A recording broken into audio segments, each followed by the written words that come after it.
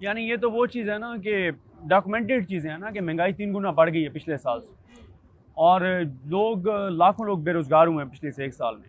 और बड़ी एक मुल्क के अंदर एक मायूसी सी है और एक अंधेरा सा है। और मैं अक्सर ये बात कहा करता हूँ कि मसला ये नहीं है, देखें अब लोग बहुत से ये बात कर सकते हैं कि यार ईद के दिन भी आप ये बातें कर रहे हैं, आप बड़े दिन भी ये बातें कर रहे हैं। लेकिन मसला ये है कि अगर मैं कोई ऐसी बातें करूँ जो लोगों को लगे कि वो हमारे जज्बात की तर्जुमानी नहीं है या गलत बयानी हो रही है, तो फिर वो लोग क्यों ऐसी चीज़ सुनेंगे।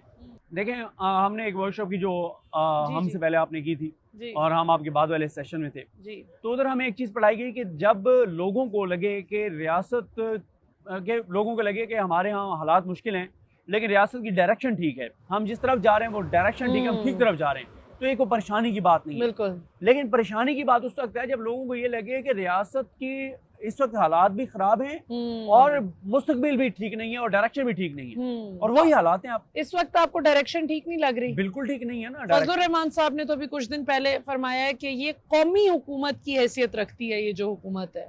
Do you agree with him? ये मज़हर बरलास साहब बताएंगे, क्योंकि इन्होंने हुकूमतें जितनी इन्होंने करीब से देखी हैं, हुकूमतें बनती गिरती आती जाती, और अवामी एहसास जज्बात और मज़हर साहब बेहतर इस पे बात कर सकते हैं।